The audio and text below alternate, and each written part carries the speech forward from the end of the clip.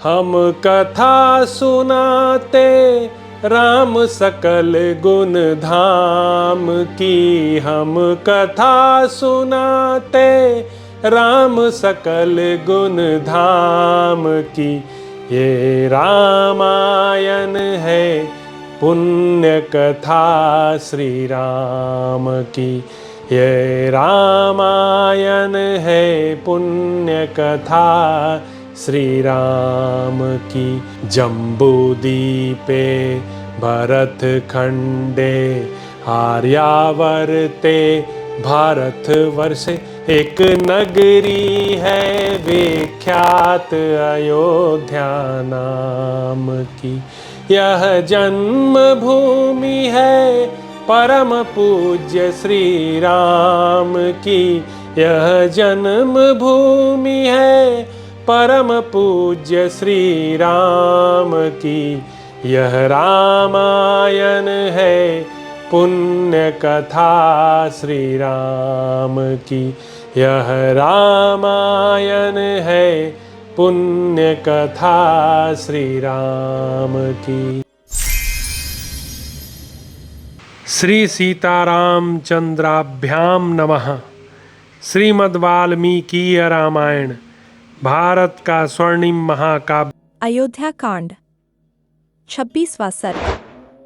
श्रीराम को उदास देखकर सीता का उनसे इसका कारण पूछना और श्रीराम का पिता की आज्ञा से वन में जाने का निश्चय बताते हुए सीता को घर में रहने के लिए समझाना।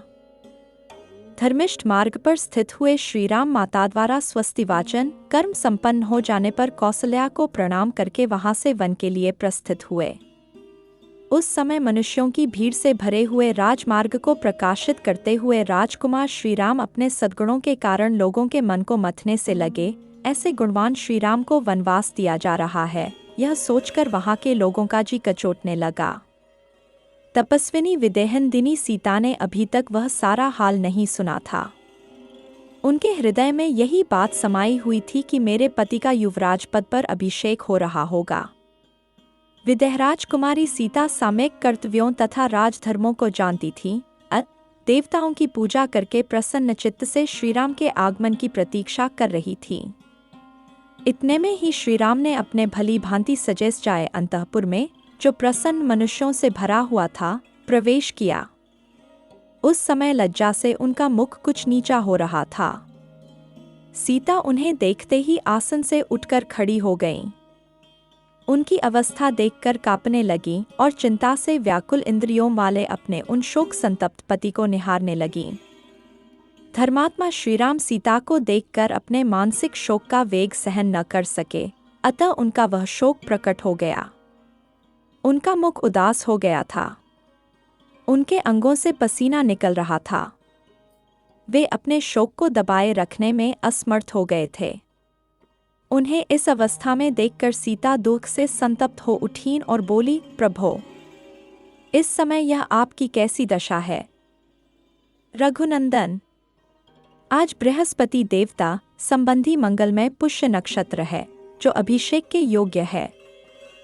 उसकी पुष्य नक्षत्र के योग में विद्वान ब्राह्मणों ने आपका अभिषेक बताया है। ऐसे समय में जबकि आपको प्रसन्न होना चाहिए था, आपका मन इतना उदास क्यों है? मैं देखती हूँ, इस समय आपका मनोहर मुख जल के फेंग के समान उज्ज्वल तथा 100 तीलियों वाले श्वेत छत्र से आच्छादित नहीं है, अतएव अधिक शोभा नहीं पा रहा है। कमल जैसे सुंदर नेत्र धारण करने वाले आपके इस मुख पर चंद्रमा और हंस के समान श्वेत वर्ण वाले 2 श्रेष्ठ चवरों द्वारा हवा नहीं की जा रही है। नरश्रेष्ठ, प्रवचन कुशलवंदी सूत और मागधजन आज अत्यंत प्रसन्न हो अपने मांगलिक वचनों द्वारा आपकी स्तुति करते नहीं दिखाई देते हैं। वेदों के पारंगत विद्वान ब्राह्मणों ने आज मूर्धाभिषिक्त हुए आपके मस्तक पर तीर्थोदक मिश्रित मधु और दधि का विधिपूर्वक अभिषेक नहीं किया। मंत्री, सेनापति आदि सारी प्रकृतियां वस्त्राभूषणों से विभूषित मुख्य मुख्य सेठ, साहूकार तथा नगर और जनपद के लोग आज आपके पीछे पीछे चलने की इच्छा नहीं कर रहे हैं। इसका क्या कारण है? सुनहरे साज बात से सजे हुए 4 वेगशाली घोड़ों से जुता हुआ श्रेष्ठ पुष्परथ, पुष्पभूषित केवल भ्रमणोपयोगी रथ, आज आपके आगे आगे क्यों नहीं चल रहा है? वीर, आपकी यात्रा के समय समस्त शुभ लक्षणों से प्रशंसित तथा काले मेघ वाले पर्वत के समान विशालकाय तेजस्वी गजराज आज आपके आगे क्यों नहीं दिखाई देता है? प्रियदर्शन वीर, आज आपके सुवर्णष्टित भद्रासन को सादर हाथ में लेकर अग्रगामी सेवक आगे जाता क्यों नहीं दिखाई देता है? जब अभिषेक की सारी तैयारी हो चुकी है, ऐसे समय में आपकी यह क्या दशा हो रही है? आपके मुख की कांति उड़ गई है। ऐसा पहले कभी नहीं हुआ था। आपके चेहरे पर प्रसन्नता का कोई चिन्ह नहीं दिखाई देता है। इसका क्या कारण है? इस प्रकार विलाप करती हुई सीता से रघुनंदन श्रीराम ने कहा, सीते, आज पूज्य पिताजी मुझे वन में भेज रहे हैं। महान कुल में उत्पन्न, धर्म को जाने वाली तथा धर्मप्रायणे जनकनंदिनी, जिस कारण यह वनवास आज मुझे प्राप्त हुआ है, वह क्रमशः बताता हूं। सुनो, मेरे सत्य प्रतिज्ञ पिता महाराज दशरथ ने माता कैकेयी को पहले कभी 2 महान वर दिए थे।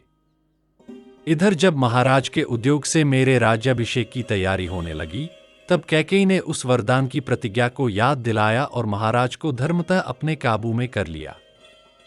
इससे विवश होकर पिताजी ने भरत को तो युवराज के पद पर नियुक्त किया और मेरे लिए दूसरा वर स्वीकार किया, जिसके अनुसार मुझे 14 वर्षों तक दंडकारण्य में निवास करना होगा। इस समय मैं निर्जन वन में जाने के लिए प्रस्थान कर चुका हूं और तुमसे मिलने के लिए यहां आया हूं। तुम भरत के समीप कभी मेरी प्रशंसा न करना, क्योंकि समृद्धिशाली पुरुष दूसरे की स्तुति नहीं सहन कर पाते हैं। इसीलिए कहता हूं कि तुम भरत के सामने मेरे गुणों की प्रशंसा न करना। विशेषतः तुम्हें भरत के समक्ष अपनी सखियों के साथ भी बारंबार मेरी चर्चा नहीं करनी चाहिए, क्योंकि उनके मन के अनुकूल बर्ताव करके ही तुम उनके निकट रह सकती हो। सीते, राजा ने उन्हें सदा के लिए युवराज पद दे दिया है, इसलिए तुम्हें विशेष प्रयत्नपूर्वक उन्हें प्रसन्न रखना चाहिए, क्योंकि अब वे ही राजा होंगे। मैं भी पिताजी की उस प्रतिज्ञा का पालन करने के लिए आज ही वन को चला जाऊंगा। मनस्विनी, धैर्य धारण करके रहना। तुम कल्याणी, निष्पाप सीते, मेरे मुनिजन सेवित वन को चले जाने पर तुम्हें प्रायः व्रत और उपवास में संलग्न रहना चाहिए।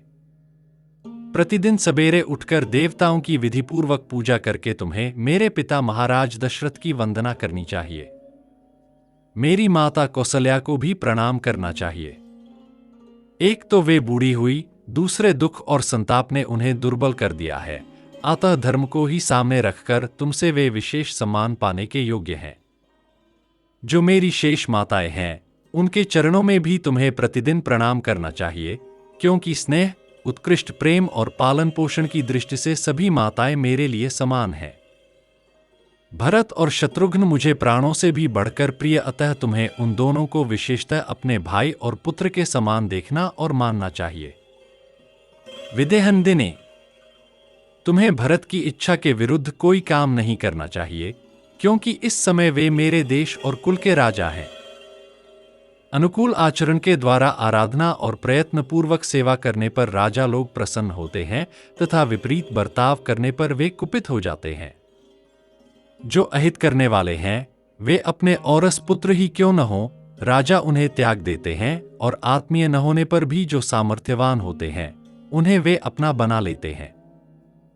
अतः कल्याणे, तुम राजा भरत के अनुकूल बर्ताव करती हुई धर्म एवं सत्यव्रत में तत्पर रहकर यहां निवास करो। प्रिय, अब मैं उस विशाल वन में चला जाऊंगा। भामिनी, तुम्हें यहीं निवास करना होगा। तुम्हारे बर्ताव से किसी को कष्ट न हो, इसका ध्यान रखते हुए तुम्हें यहां मेरी इस आज्ञा का पालन करते रहना चाहिए। इस प्रकार श्री वाल्मीकि निर्मित आर्ष रामायण आदि काव्य के अयोध्या कांड में 26वां सर्ग पूरा हुआ।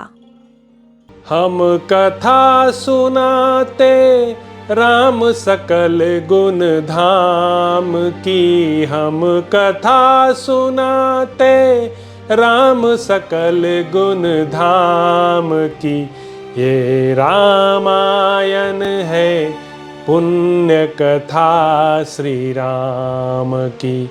ये रामायण है पुण्य कथा श्री राम की। जम्बूद्वीपे भरत खंडे आर्यावर्ते भारतवर्षे एक नगरी है विख्यात अयोध्या नाम की।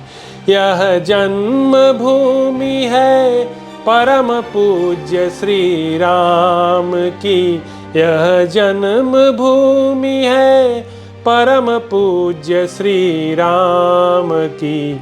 यह रामायण है पुण्य कथा श्री राम की।